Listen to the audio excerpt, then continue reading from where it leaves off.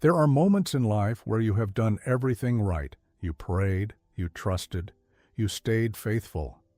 And the thing you were believing for, the healing, the breakthrough, the answer, did not come the way you expected.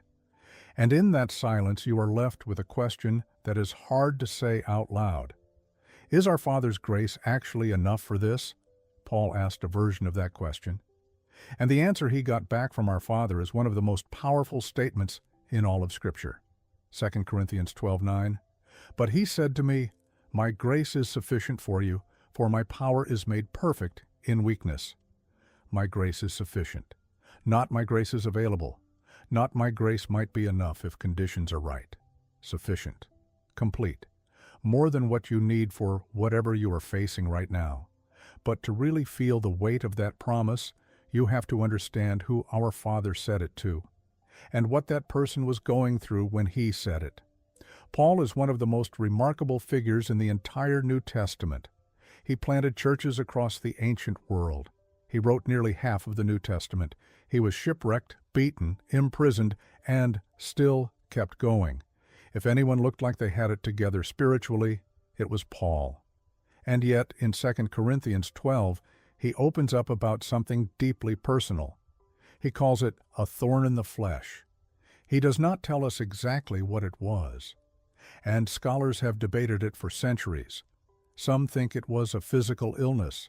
Others think it was a person or a persistent spiritual opposition. Whatever it was real, it was painful, and it would not go away. And Paul did not just accept it quietly. He begged our Father to remove it 3 times, 3 separate seasons of desperate, earnest prayer, asking for relief. And our Father said no, not yet. Not, I did not hear you. Not, you do not have enough faith. No. This stays, and here is why. My grace is sufficient for you, for my power is made perfect in weakness. That word sufficient in the original Greek is archeo, and it means to be enough, to be adequate, to have everything required. Our Father is not saying His grace will barely get you through. He is saying it is completely, entirely, more than enough for exactly what you are facing. And then the second part, my power is made perfect in weakness. The word perfect here means brought to completion, fully expressed. Our Father is saying, it is in the places where you have nothing left that my power has the most room to work. When you are strong, capable, and self-sufficient, you do not need much from me. But when you are at the end of yourself, that is where what I can do becomes undeniable. Paul understood that. And his response in verse 10 is extraordinary. He says, Therefore I will boast all the more gladly about my weaknesses, so that the power of Jesus may rest on me. He stopped fighting his weakness and started leaning into what our Father could do through it. That is not defeat. That is one of the most courageous postures in Scripture. Think about what that means for the thing you are carrying right now. The situation that is not resolving, the area of your life where you keep trying and keep falling short, the weakness you are most ashamed of, the thorn that has been there longer than you think it should. Our Father has not forgotten about it. He has not overlooked your prayers. And His grace, that unearned, undeserved, unlimited favor and power, is not running low on your account. It is sufficient, right now, for exactly that thing. The question is not whether His grace is enough. It always is. The question is whether you are willing to stop straining in your own strength long enough to actually receive it. Here is what grace actually is, because it is one of the most used and least understood words in Christian language. Grace is not just forgiveness. It is not just getting a second chance. Grace is the active, ongoing, unmerited favor of our Father working in your life, not because you earned it, not because you are performing well enough, but because He loves you and has decided to be for you. It covers your past, every mistake, every failure, every moment you are not proud of, covered, not minimized, not ignored, covered by something that cost our Father everything and cost you nothing but surrender. And it sustains your present. Grace is not just what saved you, it is what carries you. Every day you wake up and find strength you did not manufacture yourself, peace that should not be possible, given your circumstances, the ability to keep going when everything in you wants to stop. That is grace. Active, present, sufficient. Hebrews 4:16 tells you exactly what to do with this.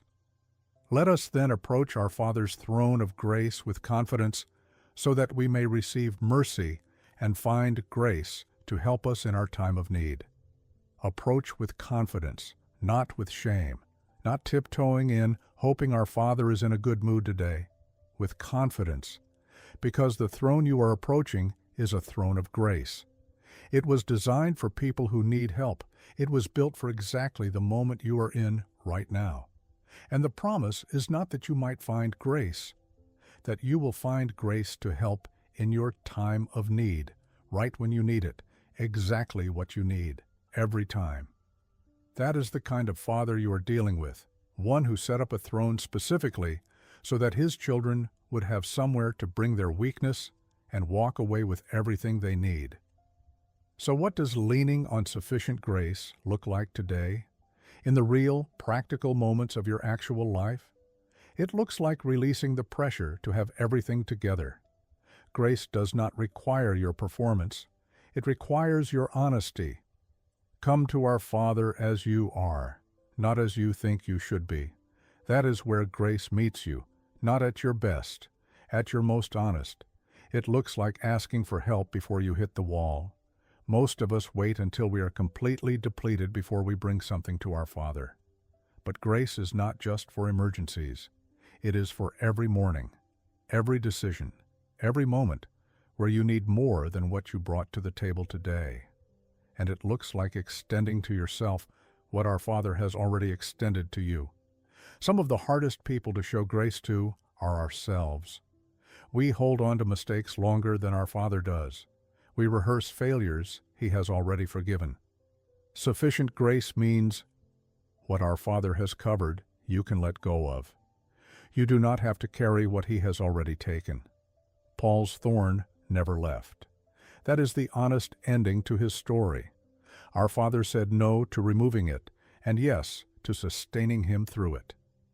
And the result was a life of such evident power and purpose that 2,000 years later, we are still reading the words he wrote from prison cells, from shipwrecks, from the middle of everything that should have broken him.